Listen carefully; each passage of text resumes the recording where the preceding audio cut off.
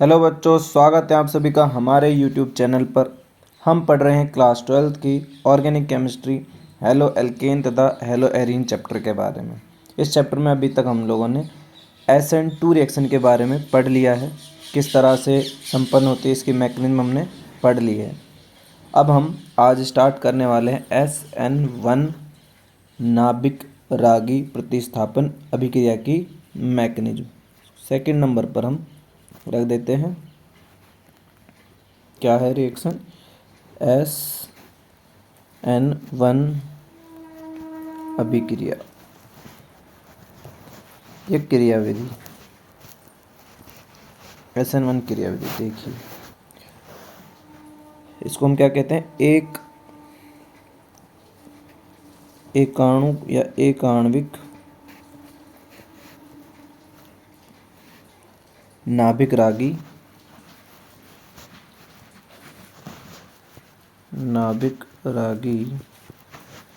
प्रतिस्थापन अभिक्रिया। प्रतिस्थापन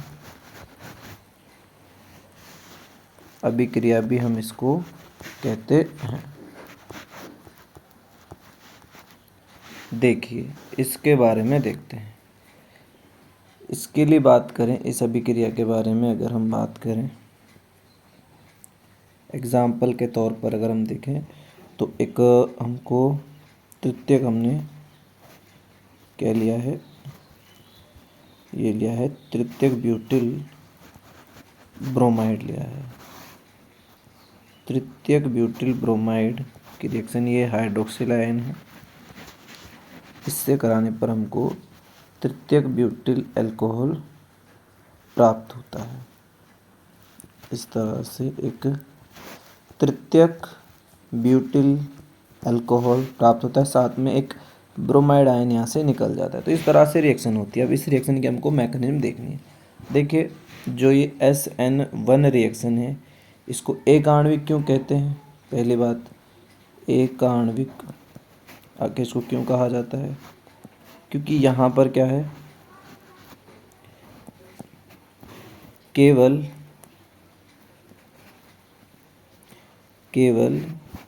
एक अभिकारक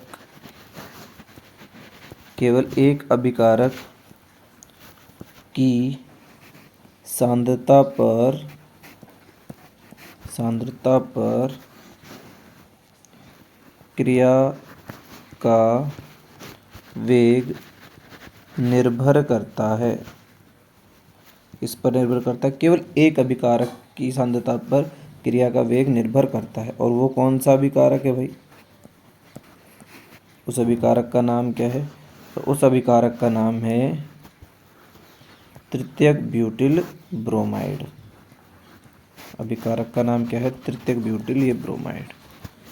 ये है जिसकी सांद्रता पर क्या डिपेंड करता है? अभिक्रिया का वेग डिपेंड करता है। ठीक है, इसीलिए इसे, इसकी जो कोटि है, अभिक्रिया की कोटि क्या हो जाएगी? अभिक्रिया की अगर कोटि की बात करें तो अभिक्रिया की कोटि यहाँ पर 1 हो जाती है। यह अभिक्रिया जो है, यह अभिक्रिया प्रोटिक विलायकों में संपन्न होती है, मतलब ऐसे विलायक जो प्रोटॉन देते हैं। यह अभिक्रिया प्रोटिक विलायकों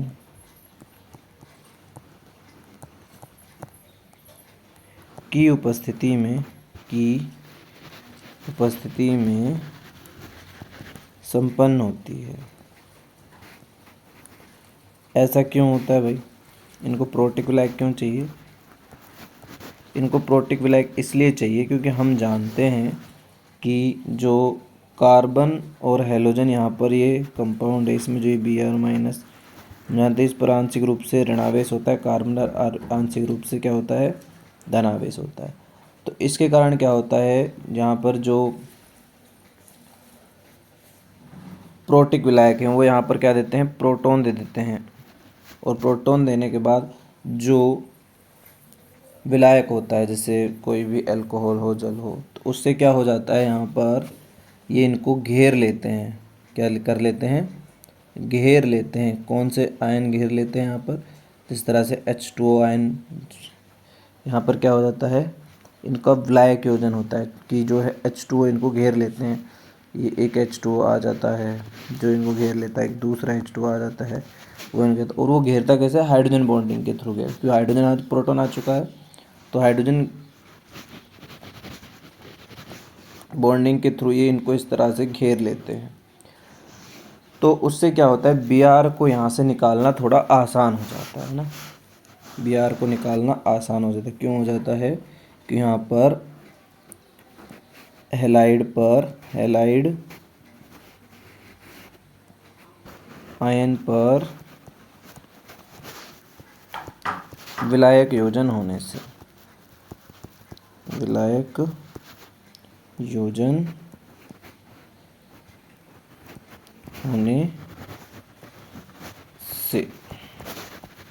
होने से हैलाइड आयन को निकालना आसान हो जाता है। हैलाइड आयन को निकालना आसान हो जाता है।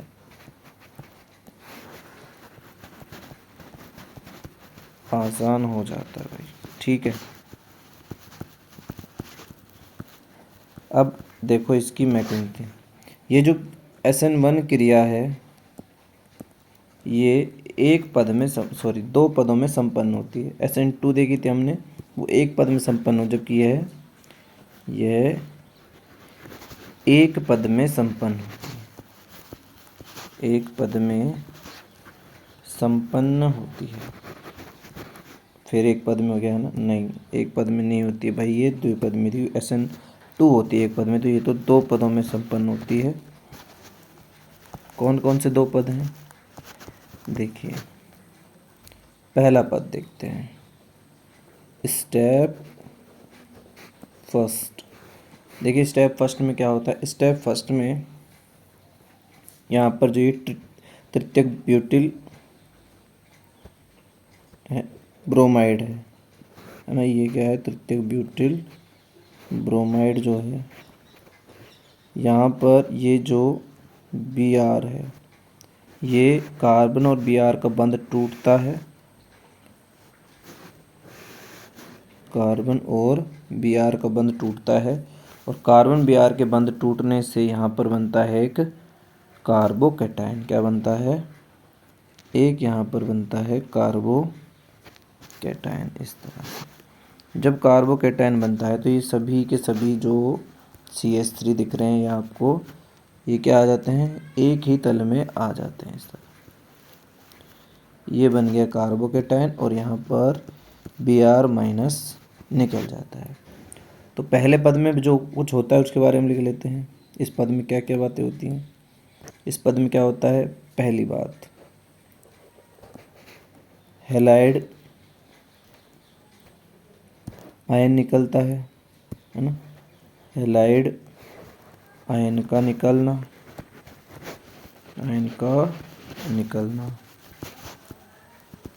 और दूसरा काम क्या होता है इसमें, दूसरा काम जो इसमें होता है वो होता है कार्बोकैटायन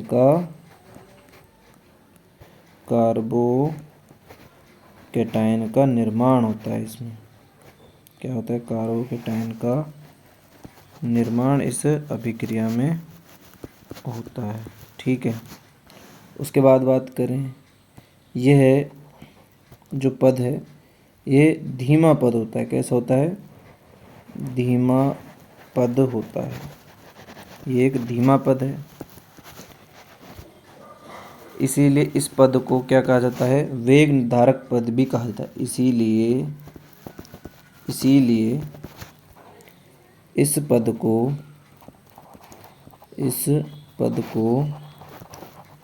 वेग निर्धारक पद भी कहा जाता है। वेग निर्धारक पद भी कहा जाता है। क्या कहा जाता है? वेग निर्धारक पद भी कहा जाता है। ठीक है, तो ये पहले स्टेप की कहानी होगी। क्या हो गया? हैलाइड आयन निकलता है, कार्बोकेटायन का निर्माण होता है। क्योंकि यहाँ पर हैलाइड आयन निकलता है मतलब कार्बन और हैलोजन के बंध के टूटने में समय लगता है, इसीलिए ये एक धीमा पद होता है। किसी भी क्रियाविधि में जो धीमा पद होता है वो वेग निर्धारक पद होता है, उसी से जो क्रिया का वेग है उसका निर्धारण होता है, इसलिए इसे वेग निर्धारक पद कहा जाता है। उसके बाद बात करें तो जो दूसरा स्टेप, सेकंड, ये तो फर्स्ट स्टेप की कहानी हो गई। अब देखिए यहाँ पर जो सेकंड स्टेप है उसमें क्या होता है। सेकंड स्टेप में क्या होता है, यहाँ पर जो ये कार्बोकेटायन बना, अब यहाँ पर क्या होता है, ये बन गया कार्बोकेटायन। ठीक है, इस तरह से ये कार्बोकेटायन बन गया। अब इस कार्बोकेटायन पर अटैक होता है। किसका अटैक होता है? नाभिक रागी का। ये हाइड्रोक्सिल जो आयन है ये क्या है? नाभिक रागी है। अब नाभिक रागी के पास दो ऑप्शन दिख रहे हैं यहाँ पर, एक ये इस दिशा से भी आक्रमण कर सकता है और ये इस दिशा से भी आक्रमण कर सकता है। तो इस आधार पर यहाँ पर दो तरह के प्रोडक्ट बनने वाले हैं, है ना। फर्स्टली हम रिएक्शन को कंप्लीट करते हैं। तो क्या होता है, यहाँ पर रिएक्शन होने पर जैसे इस दिशा से अगर दो तरह के कंपाउंड बनने के चांसेस हैं। यहाँ पर एक कंपाउंड ये बने कि कार्बन इधर, कार्बन पर इधर अटैक हो और यहाँ पर इस तरह से क्या बन जाए, एक तृतीयक ब्यूटिल अल्कोहल बन जाए। यहाँ पर CH3, ये CH3 और ये CH3 बन जाए, है ना। देखो ये हमारा कंपाउंड था, है ना, इस तरह का कंपाउंड बन गया। ठीक है, और दूसरा हमारे पास कंपाउंड बन सकता है, वो क्या, कौन सा कंपाउंड बन सकता है, यहाँ पर एक कंपाउंड हमारे पास बन सकता है कि जो कार्बन है इस पर OH जो आयन है वो यहाँ से अटैक करे और इस तरह से एक कंपाउंड बने। तो हम यहाँ कह सकते हैं कि हमें दो तरह के कंपाउंड दिखाई देते हैं। एक ये कंपाउंड दिख रहा जहाँ पर जिस दिशा से ब्रोमाइड आयन निकला था उसी दिशा से OH आया है ना। तो ये तो आपको दिख रहा होगा कि ये तो विन्यास का प्रतिपन ही हो गया एक तरह से, है ना। ये क्या है, इसको हम कह सकते हैं विन्यास का प्रतिपन। जो दिख रहा है विन्यास का प्रतिपन जैसा, जैसे हमने पिछले SN2 रिएक्शन में देखा था वो। और यहाँ क्या है, इसको धारण कहते हैं। जब विन्यास में कोई बदलाव नहीं आता है तो उस कंडीशन को हम धारा, ये एक रिटेंशन इंग्लिश में कहते हैं। वैसे धारण वाली कंडीशन दिख रही है कि कोई भी बस सिर्फ और सिर्फ क्या हुआ है कि जो OH है वो आया है। लेकिन इन वर्डों का उपयोग हम आगे करने वाले हैं, धारण और इसको हम छोड़ देते हैं। ठीक है, तो ये हैं क्या, ये अगर इस प्रोडक्ट, इसको भी फिलहाल चलो नाम लेने देते हैं। यहाँ पर इसका नामकरण अगर हम देखें तो क्या नाम हो जाएगा, यहाँ पर नाम हो जाएगा ये तृतीयक ब्यूटिल अल्कोहल। तृतीयक ब्यूटिल अल्कोहल, ये अल्कोहल हो जाएगा। ठीक है, दोनों ही प्रोडक्ट है। तो ये रिएक्शन कंप्लीट हुई। अब इस रिएक्शन, इस स्टेप में हुआ क्या है, इस स्टेप की बात करें तो क्या हुआ है, नाभिक रागी का किस पर आक्रमण हुआ है, कार्बोकेटायन पर आक्रमण, कार्बोकेटायन पर आक्रमण। इस तरह से क्या होता है, कार्बोकेटायन पर ये आक्रमण करता है, ये इसमें होता है और बनता क्या है, तृतीयक अल्कोहल का निर्माण होता है। तृतीयक अल्कोहल का निर्माण यहाँ हो जाता है। और ये क्या होता है, ये एक तीव्र पद है। कैसा पद है, तीव्र पद है। इस तरह से निर्माण हो गया, यह तीव्र पद है क्योंकि कार्बोकेटायन बना है और फटाफट रिएक्शन होती है। अब यहाँ पर हमने देखा कार्बोकैटायन का निर्माण हो रहा है। अब जो अगर हम कहें अभिक्रिया की क्रियाविधि की बात करें, अभिक्रिया की क्रियाशीलता का क्रम, क्रियाशीलता का क्रम अगर हम देखना चाहें तो वो क्या रहने वाला है। देखो, हम जानते हैं कि यहाँ बना है क्या, कार्बोकैटायन। तो जो कार्बोकैटायन का स्थायित्व होगा वही क्या होगा, यहाँ पर अभिक्रिया की क्रियाशीलता का भी हो जाएगा। जैसे हम जानते हैं कि जो 3 डिग्री कार्बोकैटायन है वो सर्वाधिक स्थायी होता है, फिर 2 डिग्री होता है और फिर 1 डिग्री होता है। ये किसका क्रम है, ये कार्बोकैटायन का है, याद रखना, कार्बोकैटायन के स्थायित्व का क्रम। ये हम पहले भी बात कर चुके हैं। उसी आधार पर इसका भी जो क्रम है वो डिसाइड होगा, स्थायित्व का क्रम है ये। तो इसी तरह से अगर हम एल्किल हैलाइड की बात करें तो यहाँ पर जो ये तृतीयक हैलाइड होंगे ये सबसे ज़्यादा क्रियाशील होंगे, जिनके SN2 सबसे ज़्यादा दिखाएंगे कौन, तृतीयक। इस तरह से ये कोई भी यहाँ पर हैलाइड हम लगा देते हैं। उसके बाद सेकेंडरी, यहाँ CH3, यहाँ CH, एक CH3 यहाँ ऐड कर देते हैं और यहाँ कोई भी हैलाइड हो सकता है। और उसके बाद आता है CH3, CH2 एंड कोई भी हैलाइड। इस तरह से क्या होगा, यहाँ पर कोई भी हैलाइड ये 1 डिग्री हो जाएगा, ये 2 डिग्री हो जाएगा और ये 3 डिग्री। तो 3 डिग्री सर्वाधिक क्रियाशीलता शो करेंगे। क्यों शो करेंगे, क्योंकि सर्वाधिक कार्बोकैटायन 3 डिग्री स्थायित्व होता है। तो स्थायित्व 3 डिग्री कार्बन का है और यहाँ पर कार्बोकैटायन बनता है। तो इस तरह से ये इनका क्रम हो जाएगा अभिक्रियाशीलता का। और अगर हम हैलाइड की अभिक्रियाशीलता का क्रम जानते हैं तो आयोडीन सबसे ज़्यादा क्रियाशील होता है, उसके बाद ब्रोमीन होता है, फिर क्लोरीन होता है और फिर फ्लोरीन होता है। तो इनका ये तो हम पहले भी हम बात कर ही चुके हैं। अब देखो यहाँ पर जो कार्बोकैटायन के बेस पर ही क्या होता है, 2 कंपाउंड और हैं जो क्या करते हैं, ये मैकेनिज्म शो करते हैं। जैसे एक है एलिलिक हैलाइड है और एक है बेंजिलिक हैलाइड, है ना। 2 और है यहाँ पर, एक है एलिलिक हैलाइड, एलिलिक हैलाइड की बात करें तो एलिलिक हैलाइड की बात करें, देखो एलिलिक हैलाइड का जो ये ग्रुप है ये होता है CH और CH2, यहाँ पर कोई भी हैलाइड ग्रुप है। तो होता क्या है, जब रिएक्शन होती है तो यहाँ पर से ये हैलाइड निकल जाता है और यहाँ भी क्या बनता है, ये CH2 डबल बॉन्ड CH और यहाँ CH2 पर आ जाता है ये धनावेश। अब ये जो धनावेश होता है ये यहाँ पर ट्रांसफ़र होता है इस तरह से अनुनाद के द्वारा। एक तरह से यहाँ अनुनाद शो होता है और अनुनाद के कारण क्या होता है, अभी जो कार्बोकैटायन है शिफ्ट हो जाता है यहाँ पर, इस कार्बन पर कार्बोकैटायन शिफ्ट हो गया और इस तरह का कंपाउंड अब यहाँ बन जाता है। तो इसके कारण इसका जो ये अनुनाद हमको दिख रहा है, ये अनुनाद क्या करता है, इसे स्थायित्व प्रदान करता है, किसको, कार्बोकैटायन के। इसीलिए जो ये एलिलिक हैलाइड है क्या करते हैं, SN1 रिएक्शन शो करते हैं। कौन सी, SN1 अभिक्रिया दर्शाते हैं, SN1 अभिक्रिया यहाँ दर्शाते हैं ये, ठीक है। और ऐसे ही एक और कंपाउंड है जिसका नाम है बेंजेलिक एल्डिहाइड या बेंजेलिक हैलाइड। क्या नाम है, बेंजिलिक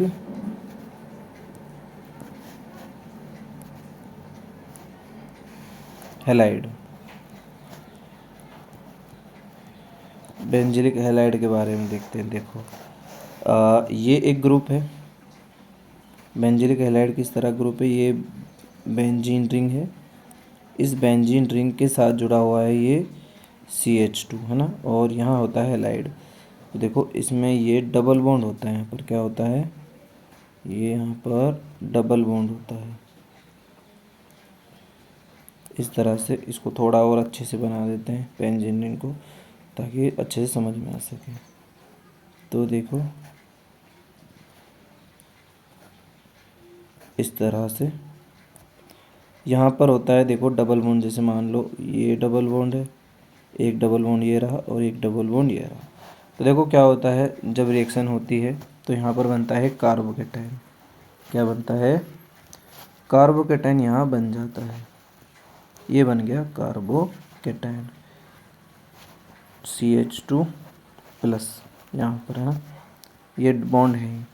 अब अनुनाद के द्वारा बेंजीन रिंग में क्या होता है, ये जो है कार्बोकेटाइन स्थायित्व प्रदान कर लेता है। कैसे? कि ये जो डबल बॉन्ड के इलेक्ट्रॉन इधर शिफ्ट हो जाते हैं। इधर शिफ्ट हो जाने पर यहाँ पर क्या होता है, इस वाले कार्बन पर आ जाता है धनावेश। कैसे आता है देखते हैं इस स्ट्रक्चर में। देखिए इस तरह से ये एक स्ट्रक्चर है। अब यहाँ डबल बॉन्ड आ गया, इसका जो प्लस आवेश है, धनावेश है, वो चला गया और अब वो शिफ्ट हो गया है इस कार्बन पर। ठीक है, इस कार्बन पर शिफ्ट होने से यहाँ डबल बॉन्ड है, यहाँ डबल बॉन्ड है। अब ये जो है ये क्या होगा, यहाँ पर ये शिफ्ट होगा आगे, ये जो बॉन्ड है ये अब आगे शिफ्ट होगा इस तरह से, ये यहाँ शिफ्ट होगा, ये शिफ्ट होगा तब यहाँ आ जाएगा ये। इस तरह से अगर हम देखते हैं तो ये वाली कंडीशन हमको देखने को मिलेगी इस तरह से। अब क्या होगा, यहाँ पर आ जाएगा धनावेश और यहाँ पर आ जाएगा ये डबल बॉन्ड, इधर डबल बॉन्ड है ही CH2, एक डबल बॉन्ड यहाँ है। उसके बाद क्या होगा, उसके बाद इस तरह की स्ट्रक्चर हमको देखने को मिलेगी। देखो इस बार क्या होगा, इस बार जो डबल बॉन्ड है वो कहाँ जाएगा, यहाँ पहले से ही डबल बॉन्ड है ना। अब ये जो डबल बॉन्ड है ये इधर शिफ्ट होगा, इधर शिफ्ट होगा, तो इधर शिफ्ट होने से यहाँ आ जाएगा धनावेश, यहाँ डबल बॉन्ड है, यहाँ डबल बॉन्ड है ना। और लास्ट जो स्ट्रक्चर होगी उसमें क्या हो जाएगा, अब ये वाला डबल बॉन्ड इधर शिफ्ट होगा और वापस से धनावेश वहीं पर आ जाएगा जहाँ पहले था। तो इस तरह से ये अनुनादी संरचनाएं शो करता है, यानी कि धनावेश जो है एंटर कर जाता है रिंग में। ये पॉजिटिव आ गया, तो अब क्या होगा, यहाँ डबल बॉन्ड है, यहाँ डबल बॉन्ड आ गया और एक डबल बॉन्ड ये है। तो इस तरह से अनुनाद के द्वारा क्या होता है, कार्बोकेटाइन को स्थायित्व प्रदान हो जाता है। तो जो ये बेंजेलिक एल्डिहाइड, ये हैलाइड है, ये क्या करता है, ये भी SN1 अभिक्रिया या क्रियाविधि शो करता है, क्रियाविधि दर्शाता है, क्रियाविधि दर्शाता है। तो इस तरह से हमने किसको देखा, SN1 अभिक्रिया को देखा। तो जो हमने क्रियाशीलता का क्रम है SN1 और SL2 हम देखते हैं दोनों का ही विपरीत होता है। कैसे विपरीत होता है कि अगर हम देखना चाहें, जैसे 3 डिग्री एल्किल हैलाइड है, फिर 2 डिग्री एल्किल हैलाइड है और 1 डिग्री एल्किल हैलाइड है ना। ये तो इसका और साथ में इनका भी, और जो बेंजेलिक और एलिलिक हैलाइड है ये भी किसका शो करते हैं, ये भी इन्हीं का शो करते हैं, है ना। अगर इनकी बात करें तो इस तरह से कंडीशन, और यहाँ पर एक ये CH3 हैलाइड है ना। अगर हम इधर चलते हैं तो अगर हम दो तरह से चलने वाले हैं, एक इधर चलने वाले हैं और इधर चलने वाले हैं ना। अगर हम बात करें इधर जाएं तो जो अभिक्रियाशीलता है वो किन की बढ़ने वाली है, ये बढ़ने वाली है SN2 के लिए, क्योंकि SN2 प्राथमिक हैलाइड बढ़िया रिएक्शन दिखाते हैं। तो बात करें SN2 की क्रियाशीलता,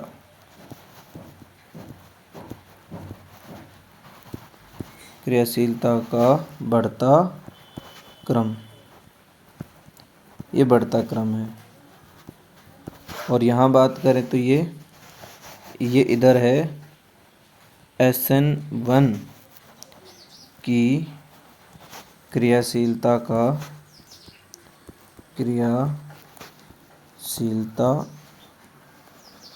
का बढ़ता क्रम।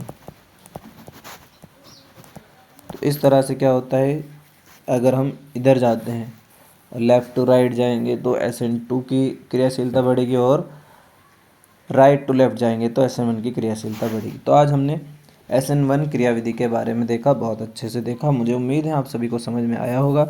अगर आपको ज़रा भी हेल्प मिल रही है इन क्लासों से तो प्लीज़ चैनल को सब्सक्राइब कीजिए, लाइक कीजिए और बेल आइकन को दबाइए, ताकि आपको क्लास का जब भी क्लास आपकी चैनल पर आए तो आपको इन्फॉर्मेशन मिल जाए।